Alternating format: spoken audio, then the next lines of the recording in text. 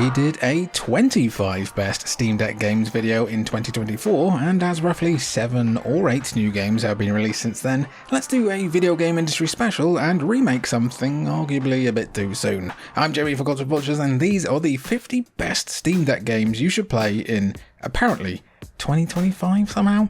Still seems a bit alien. Number 50, UFO 50. If you accuse me of putting this at number 50 purely for the synergy, I will lash out violently. No, the reality is that while I'm going over the 50 best Steam Deck games today, UFO 50's insane value proposition basically makes the list 100 games. This is 50 different retro-style games crammed into one truly insane package, running the gamut from roguelites to shmups to platformers with even a few multiplayer games chucked in. This is just an absolutely bonkers undertaking and a brilliant love letter to the 8-bit era of gaming. There's something here for every mood, and you can dip in and out of them whenever you please. This should probably be one of the first games you get for your Steam Deck.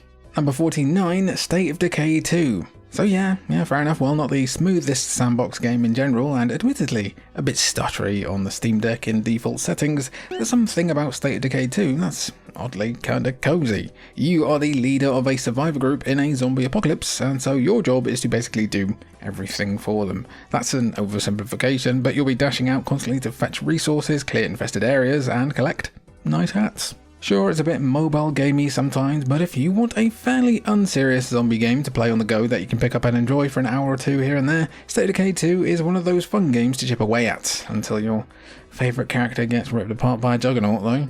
Number 48, Hi-Fi Rush. Yeah, you all know that Hi-Fi Rush and Tango Gameworks were done dirty by Microsoft, but that doesn't take away from what a banger of a game it truly is. According to the absolute best PlayStation 2 games that you don't see much of anymore, Hi-Fi Rush is a rhythm action game where you beat up robots to fun rock beats while you try to stop an evil corporation. As if there's any other kind, a game oozing cel-shaded style packed with moves to unlock, awesome set pieces, and just a general mood that calls to mind something you'd probably see on Cartoon Network back in the day. Hi-Fi Rush is a goofy little wonder that you can find for pretty cheap if you know where to look. Number 47, World of Horror. People who need their Steam Deck to basically take flight with a graphically intense game on the go probably won't like this one, but the unique 1-bit nature of World of Horror and its clear love for Junji Ito's work makes it one of the most interesting games across all of Steam. A roguelite with turn-based combat, please stick with me here. World of Horror is like an old-school Goosebumps choose-your-own-adventure book turned up to 11. Across 14 playable characters, you'll make tough decisions to see who you can keep alive, and then do it again and again. World of Horror is a very replayable game, and while the dev seems to have just kinda left the game alone a little bit too long, this is an alternative bit of terror for you to dip in and out of on your deck. Number 46, Death Stranding Director's Cut. The Steam Deck is great at helping you play games you might not play otherwise. The slow pace of Death Stranding means I wouldn't really want to play it at my desk, but in handheld it's pretty zen to go trundling up hills and do literally everything for everyone. Bit of pattern emerging here. Death Stranding has you travelling across a broken America in the hopes of reconnecting a network, one delivery at a time. There's loads of weird baby stuff going on, but you can just politely nod along while you hang out with Conan O'Brien if you don't fancy getting into that. Granted, the game does hitch a lot out of the box on the Steam Deck, and it gets a little or a lot chuggy towards the end. That said, if you don't mind some issues that you can kind of ignore after a while, this is a AAA game that everyone should try at least once. Number 45, Mullet Mad Jack. Okay, so you got all that contemplative philosophizing and walking about out of your system with Death Stranding. Okay, now it's time to run very fast and shoot gun. If you like Post-Void but wanted it to be a bit more anime, you're gonna love Mullet Mad Jack. Get to the end of levels as fast as you can by killing enemies to add more seconds to your life. Imagine that Crank movie, Crank 2, but significantly less subtle, and that's saying something. Yeah, truthfully, you're probably going to want to play this one on a desktop with a, keyboard and mouse to keep up with its crazy pace, especially if you're not into gyro aiming. But if you need some murder of 10 minutes here and there to take your mind off things, Mullet Mad Jack is a brilliant game for the Steam Deck. Number 44, Days Gone. One of the better open world games of the last decade, Days Gone is not a perfect game, but that's kind of what makes it so interesting. A post-apocalyptic zombie bonanza where you play as Deacon St. John, who's a grieving widow who's a bit of a grumpy wumpy. Days Gone's clunky narrative flaws are nicely balanced out with awesome motorbike mechanics and some crazy horde-killing action that's always super duper fun. And remarkably, it runs pretty smoothly on deck throughout too, even outperforming the original PS4 version in some ways, which is crazy. Pick it up on the cheap and find out why so many people are dying for a sequel that will probably never arrive. Number 43, Darkwood. Being a Darkwood fan feels like being in a bit of a weird club. It's certainly not for everyone, as it has 16-bit difficulty to go along with its lo-fi presentation, and people can be, a bit weird about top-down sometimes. But you've probably never played survival horror like this before.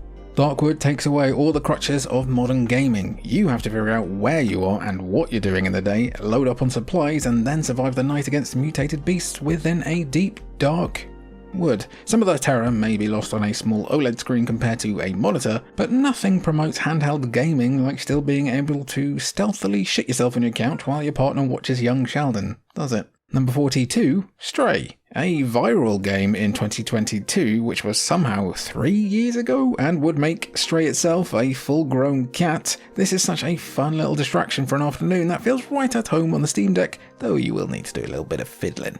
An old-school adventure game with basically zero fat on it, Stray sees you playing as a young cat in a dystopian world where humans have disappeared and only androids remain. You've got to find your way home, one meow and baked biscuit at a time. Stray has some amazing, super realistic cat animations and a really unique cyberpunk look, but the best thing about it on the Steam Deck is that you might be able to get through a lot of it in a single charge. Bring back the weekend rental game, please. Number 41, Signalis. This is kinda a combination of the last two games, the snappy sci-fi length of Stray and the arse-mincing terror of Darkwood. Signalis is also very, very good.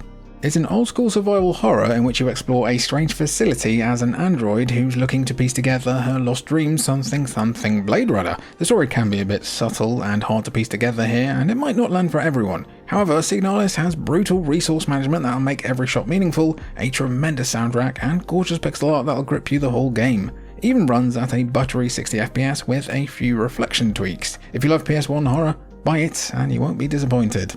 Number 40, Dying Light. Dying Light is aging mightily well as far as open world games go, and Haran simply has a vibe that you cannot really replicate. It's also one of the better AAA out-of-the-box experiences on deck. A first-person parkour horror game, Dying Light has you dicking around in the day, drop-kicking idiots off of rooftops, and then fighting for your life at night when the volatiles come out knocking. Is that a thing? Coming out knocking? Whatever. Running at a mostly stable 60 FPS from default settings, Dying Light on deck is able to handle hectic combat and chase sequences very damn well, and looks pretty great at the same time. If you want a zombie game that you can mostly zone out with and just do cool stuff in, Dying Light is another kind of cozy game of mine, and you really ought to give it a shot if you somehow haven't, especially because it's pretty cheap if you know where to look. Number 39, Bomb Rush Cyberfunk. For those who miss Turn of the Millennium style and also generally just fun, arcadey experiences, Bomb Rush Cyberfunk is one of the easiest recommendations out there for your Steam Deck. Basically a spiritual successor to Jet Set, Bomb Rush sees you skating and BMXing around a city in order to spray graffiti everywhere and do tricks with the ultimate goal of figuring out why you're an android head with sentience on a human's body. This game has got just immaculate presentation. Honestly, it nails everything it sets out to.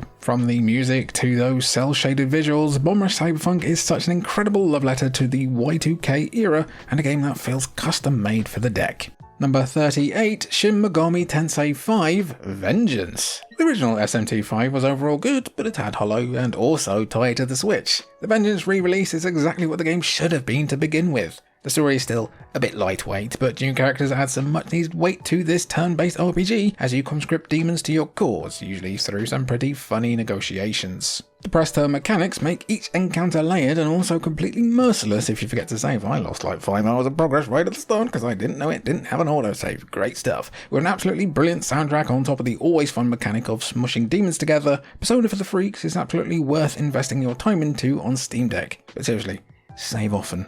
Number 37, Monster Train. Honk honk, it's the fun train. I don't know if you heard, but card games are pretty cool again. Trains have always been cool though. Merge them together with a touch of Slay the Spire and you get Monster Train, an extremely Moorish deck builder. Your job is to basically build a killer deck while completing escalating battles, both in terms of difficulty and verticality, making choose your own adventure choices on your train route while also buying upgrades, and then oops, you've lost 20 hours of your life. Monster Train is the perfect game to dip in and out of on your deck, and is overall a pretty fun, approachable game for deck building newcomers. Number 36, El Paso Elsewhere. Things that are also cool, Max Payne and vampires. Again, mush these two things together and you get the super fun El Paso Elsewhere. A third-person shooter where you leap through the air in slow motion and shoot all manner of beasties while hunting down your pretty evil ex. El Paso Elsewhere feels like a lo-fi rendition of Max Payne, and bullet time is always fun time. The gameplay doesn't change up too much throughout, but this is the perfect weekend Steam Deck game for you to throw yourself around some very spooky corridors in while listening to the banger original soundtrack. Take a bite out of this, it's fantastic, etc, etc. Vampire pun, very good. Number 35, Horizon Zero Dawn. Horizon Zero Dawn felt like a technical revelation for the PS4 in 2017, an open world game that really seemed to be testing the console's graphical limit. Playing it on a handheld was pretty much unthinkable, but they actually managed it, and what's crazy is that it runs pretty stably on deck too. Aloy's first post-apocalyptic adventure sees you travelling around a gorgeous, massive map while fighting giant robot dinosaurs and discovering more about ancient times. It has an incredible scale, and you can fully feel that even on the deck's smaller screen. The second game, Forbidden West, is also decent, but if you want a tighter story for cheaper with better overall performance, Zero Dawn is the way to go on the go. Number 34, Fury. If you're looking for a challenging and fast-paced game to play on your shiny new Steam Deck, Fury is a brilliant pick, even if just for that excellent soundtrack. A boss rush bullet hell slash 'em up, Fury puts players in the dangerous shoes of the Stranger, a mysterious figure who spent his existence being imprisoned in orbit of a daunting planet. Standing between the Stranger and their freedom are prison guards who are determined to put the Stranger in the ground, and they've got the means to do it. With a sword and gun in hand, you'll have your skills tested, and you'll bloody love every second that you're screaming in frustration, that is. Fury will probably make you feel pretty cross-eyed at times, but it's still an absolute banger. Check it out for cheap. Number 33, Marvel's Spider-Man Remastered. Another open world game? Another one? That probably had no right to be handheld. Marvel's Spider-Man was an incredible accomplishment to get shrunk down onto the Steam Deck. While you're going to have to do a bit of fiddling to get more than an hour of battery out of it, Marvel Spider-Man's ability to let you swing around New York City at a pretty stable frame rate is nothing short of magic. And hey, the game is pretty great too, with a story that'll punch you directly in the heart. It's also an open world game that doesn't feel bloated. There's stuff to do, but never too much. It's a much tighter game than its sequel 2, which I honestly can't imagine recommending on deck unless there's some real updates poured into it. You can have a couple dozen hours of fun with the original until then, but make sure you put in the original Peter face as a mod, it's what God wants. Number 32, Hotline Miami. Now here's a game the might of the Steam Deck has zero problems running. One of the greatest, most influential indie games of all time, Hotline Miami could probably run on a Samsung smart fridge these days, but it's no less brilliant even all these years on. A top-down action game where you hit people with doors and stomp on heads a lot. Hotline Miami is one of the quintessential one more go games, with its insta-kill nature being pretty brutal at times. Don't worry, you'll get them next time. Crank up the soundtrack, chuck some baseball bats, and enjoy simply one of the most wonderfully simple games ever made. The second game is also pretty great, so grab both if you enjoy hurting people. Number 31, Baldur's Gate 3. Yes, hold on. If you want to experience one of the best RPGs ever made according to very horny people, picking up Baldur's Gate 3 for your Steam Deck isn't a bad idea, though it will eat a massive chunk of your deck's storage, and performance does tend to really crawl along the deeper into it you go. It does not look amazing either. Still, if you've got the space and patience for it, Baldur's Gate 3 is a superlative CRPG with a compelling cast of characters and role-playing depth that just never stops surprising you, along with the ability to have a pet dog. and that should be all you need to hear. Enjoy Act 1 on the go, and then maybe switch over to PC and remote play it for the ceaseless commitment that is Act 3. I've been there for 45 years now. Number 30, Stardew Valley. Stardew Valley feels like it's right at home on the Steam Deck, but it's consumed so many lives at this point that putting it high in any list feels a tad, I don't know, boring? And funnily enough, Stardew Valley makes the boring really fun. But still, if you want to just full send on Stardew Valley for hours at a time, toiling away at your carrots and telling Morris to piss off, the Steam Deck allows you to do just that. As the new citizen in town who inherited their grandfather's farm, you'll start out with a few hand-me-down tools, loose change, and a can-do attitude. With a bit of elbow grease, you'll help turn the farm into a productive beacon of the entire town, and then sit back and chill with your husband and or wife or dog. If you have somehow never played Stardew Valley, why not start on your Steam Deck? Number 29, Ghost of Tsushima. For me, Ghost of Tsushima is the best open world game that Sony has ever published. Exploring the beautiful Tsushima is constantly breathtaking, and there's lots to see and do without it being too busy. It's also a really good choice for your Steam Deck, even though it's listed as unsupported, which is weird. Not too sure entirely where that is, as you can get about 40 FPS while riding around the world pretty reliably. You should be able to jump in and make a couple of quick settings changes and then lose like 40 hours of your life without any fuss. Ghost of Tsushima has gorgeous vistas, a gripping story, and fun, empowering combat while never outstaying its welcome and feeling bloated. Absolutely give it a shot if you haven't. Number 28, Streets of Rage 4. No matter how many years pass, there will always be a desire to batter goons, while a massive arrow on the side of the screen tells you that you can go.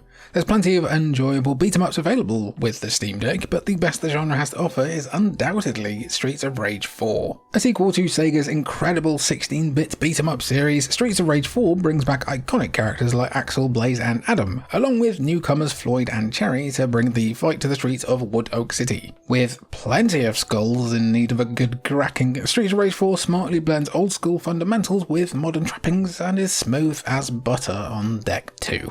Number 27, Deep Rock Galactic Survivor. The Survivor-like is a genre pretty much fated for the Steam Deck, which are usually hands-off shooters where you use the left stick to avoid enemies and auto-attack while gradually getting more powerful. Deep Rock Galactic Survivor is a brilliant twist on that formula. With you able to dwarf out to mine your surroundings to clear paths and collect resources, Survivor has plenty of ways of approaching most encounters, and it's got a great variety of characters to play as and weapons to use too. It does chug slightly on deck out the box when the screen gets full, but with a few little tweaks you can get a whole evening out of rocking and stoning. Number 26, Metal Gear Rising: Revengeance.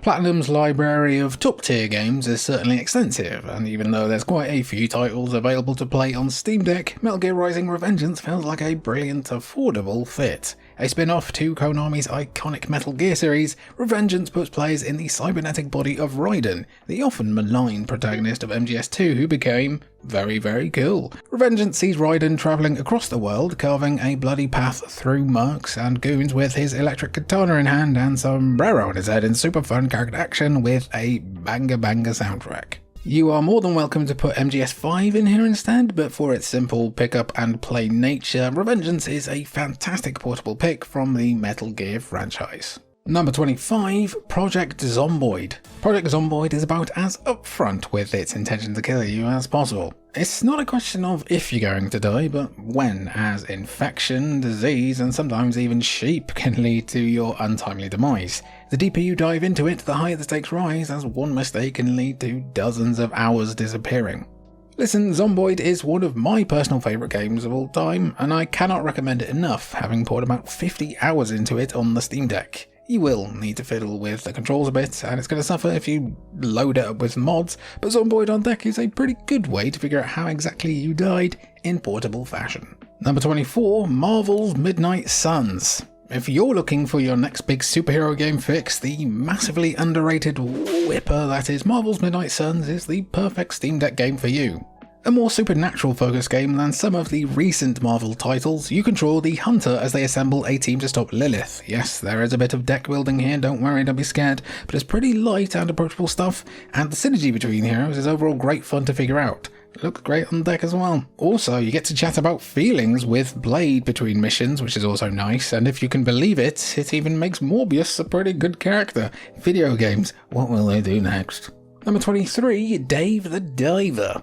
Would Dave the Diver have been such a breakout success without the deck? It probably would have done very well still, but its underwater adventuring just hits way better in handheld than on the big screen. An often whimsical pixel art adventure in which you play as someone maybe related to Jon Favreau, Dive the Diver has you diving deeper and daver in order to acquire exotic fish to keep your restaurant heaving at night time. There's a lot of stuff to collect and so many upgrades to work towards, but it's never overbearing. Dave the Diver is a wonderfully chill game that feels custom made to chip away at on your deck over about 24 hours, and it's brilliant. Number 22, Cult of the Lamb. A roguelike with accessible gameplay and bundles of charm, Cult of the Lamb has you controlling a helpless little lamb who's rescued from certain death by a godlike stranger known as the One Who Waits. Naturally, the only thing you can do to thank them for their generosity is to form a cult to praise their name eternally, performing rituals and sacrificing followers while building facilities and gathering resources to keep the flock happy. With gorgeous visuals, an off-kilter sense of humour, and some basic management mechanics to keep the workaholics invested, Cult of the Lamb is a fascinating hybrid of ideas that work super well on deck, and you should check it out. You won't regret it. Number 21, Journey. Journey has become something of a legend in the decade since its original release, and even now it's still as relevant and moving as it ever was. You can even experience the charm of Journey on the go thanks to the Steam Deck, which means you can probably finish the whole game in the time you spend on the toilet, and you can also tick off crying on the toilet off your bucket list. A mysterious game that's open to both exploration and interpretation, Journey follows an unnamed stranger as they glide across the sands of a desert, which seemingly plays host to a long-forgotten civilization buried deep underneath. Journey is undeniably magical with a neat twist I won't spoil here, and that's still true on the Steam Deck. Invest in some nice headphones and prepare to feel. Number 20, Pizza Tower. Wario is a guy made for handheld devices, and if Nintendo aren't going to give him his own platformer again, Tour de Pizza probably felt like they had to. A completely mental 2D platformer that feels like a long, dark, cheese-induced nightmare, Pizza Tower is basically a spiritual successor to the Wario Land series with a big emphasis on speed and momentum as you constantly try to up your scores as Peppino Spaghetti, who is in a perpetual state of going through something. This is one of the most 90s games out there, from the ToeJam and Earl-esque graphics to the difficulty to the awesome soundtrack.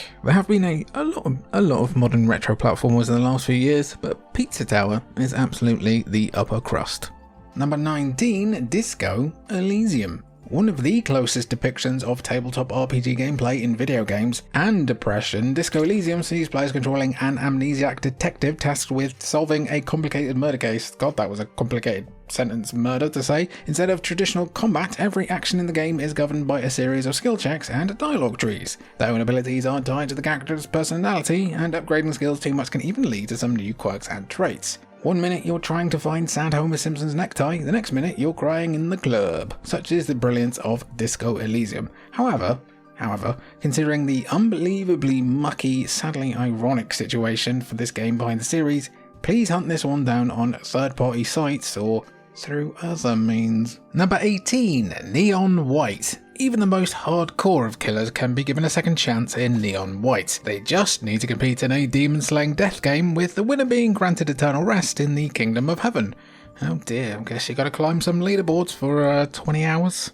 A first-person shooter with visual novel dating elements, but don't hold that against it. You use soul cards as weapons, and each can also be discarded for a powerful movement ability. Each level becomes about using your abilities to gain the best time, leading to an endlessly bingeable pursuit for glory set to an impeccable soundtrack where you will just be beaten by some dude in Asia anyway. Even if you don't like card, visual novel, or even FPS games, you'll still probably get a lot of fun out of this brilliant game. Number 17, Dorfromantik. There are few puzzle games more enjoyable on the Steam Deck than Dorfromantik, or better suited for it really. Perhaps that's because Dorfromantik doesn't quite feel like a puzzle game, but the compelling gameplay and chilled out vibes will certainly ensure you'll be coming back for more after each session. Dorfromantik is all about building your own little rural society using the stacks of tiles you have to hand. You gain more points and tiles by matching together features of the same type. Once you run out of tiles, it's game over, but you can always just carry on placing tiles and make the place look nice in creative mode when you're done. Stick on some lo-fi beats for architects and just chill out with this one. It's a great little game. Number 16, Resident Evil 4. Okay, this is a lot less chill. Actually, the Resident Evil 4 remake is still one of the most replayable games ever made, so playing it on the deck is a pretty good way of relaxing as you try to beat your scores and previous runs. The game runs pretty great on deck too, with just a little bit of tinkering needed to get a super smooth 30 FPS throughout, though you can expect to get to 40 with a few more graphical concessions. The game itself though really is fantastic, a wonderful alternative version of survival horror royalty that can live alongside the original. Pretty much all of the RE games run pretty well on Steam Deck, so why not make the jump into the land of sandwiches and bingo if you haven't yet. Number 15, Slay the Spire. Slay the Spire is one of the most exciting, influential, and enthralling indie games of the past decade. If you'd like to see minutes played turned into hours before your eyes, Slay the Spire will be your new favourite game. A dynamic single-player deck builder, please, again, stick with me.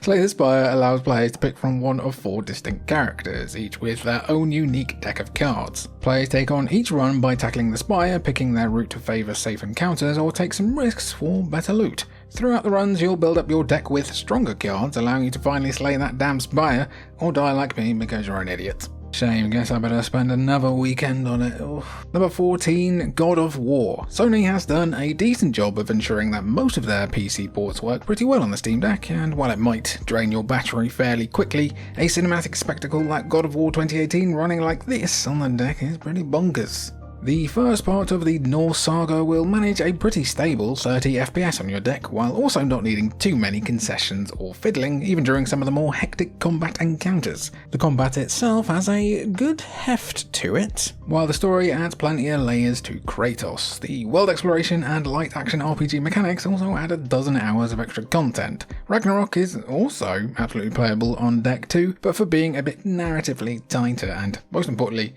cheaper, God of War 2018 has to get the nod here. Number 13, Cuphead. It's a bit risky to recommend Cuphead for your Steam Deck, as it's a game that makes me grip the thing so tightly that I could genuinely snap it. Yes, Cup hard, etc, etc. We all know it's a tough game by now, but this is a run and gun that still looks sensational, plays smoother than many of the classics it's inspired by, and takes you by the neck and demands your lunch money. Cuphead is a great game to chip away at on your deck as it chips away at your mental health, with some of the greatest boss fights in gaming history, a thigh-slapping soundtrack, and way more content than you'd expect.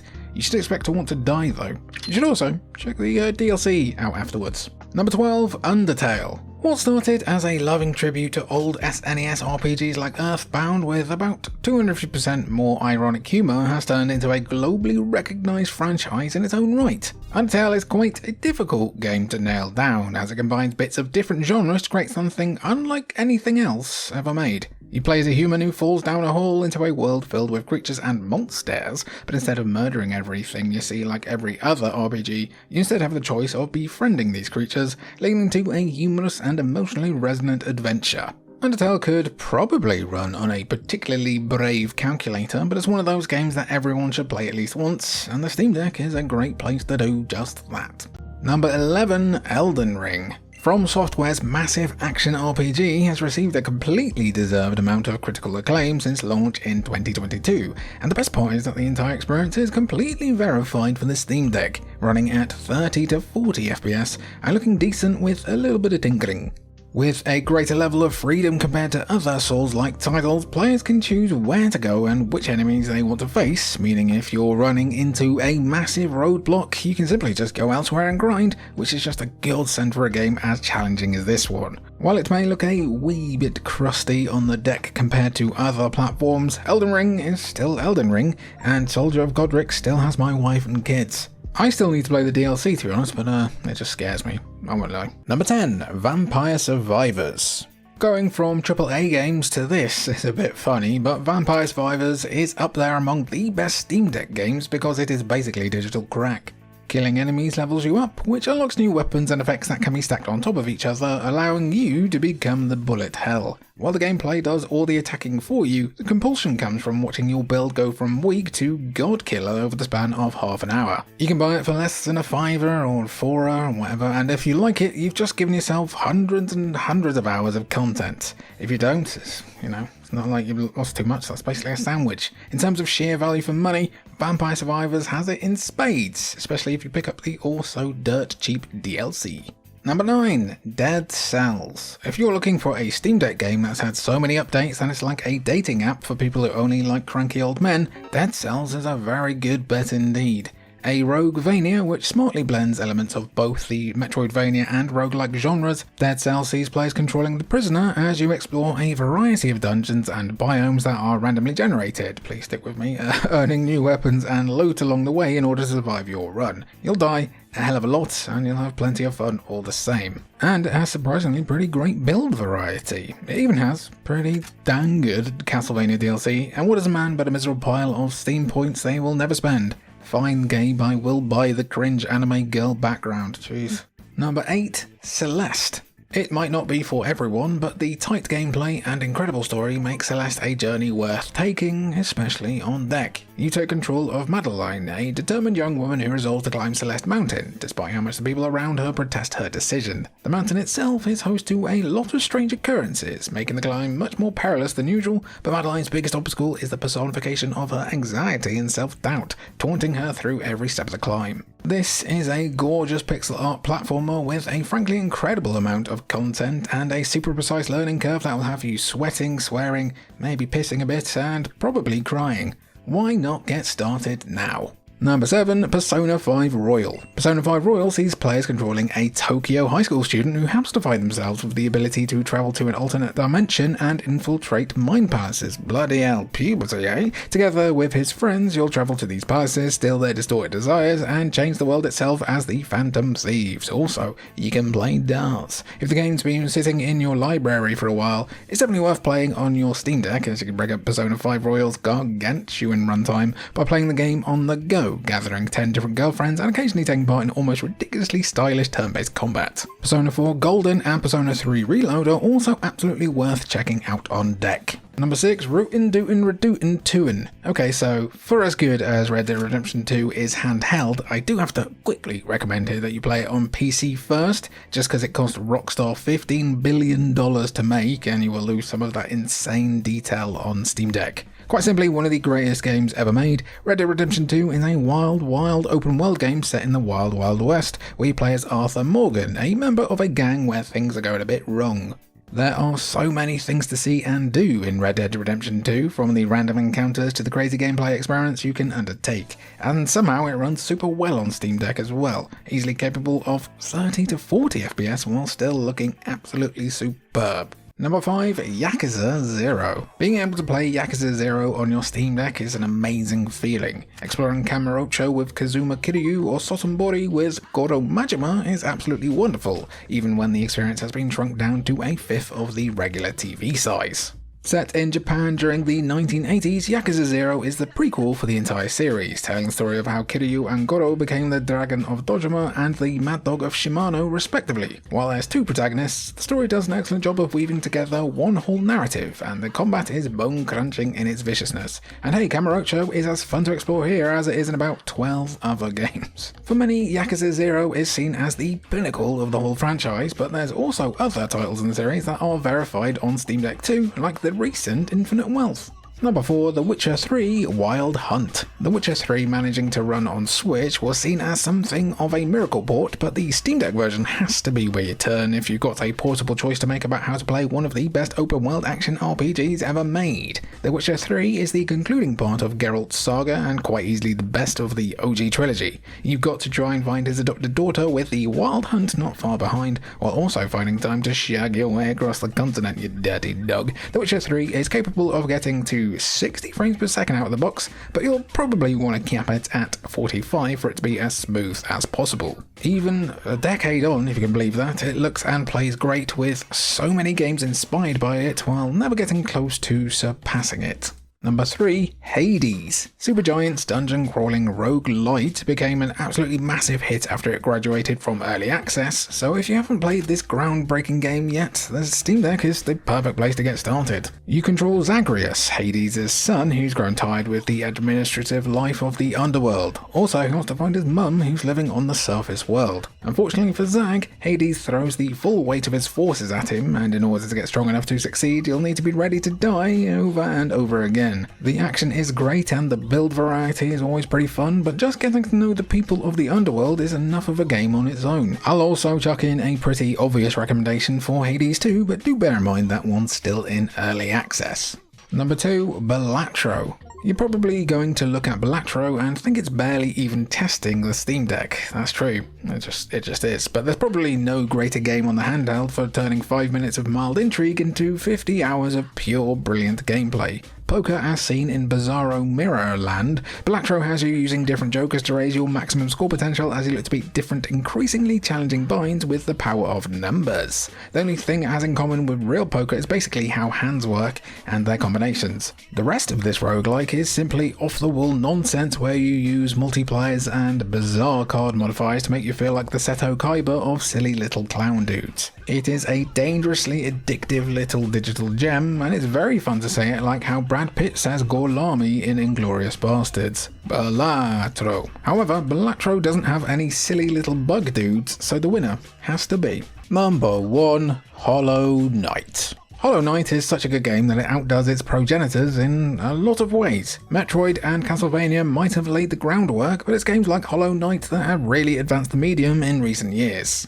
Set in an underground world known as Hallownest, players take control of a nameless knight who's destined to explore this complex series of areas, defeating enemies and bosses along the way. Each boss you defeat and area you complete will give you more abilities that aid in exploration, and the way each area ties into each other is simply genius game design.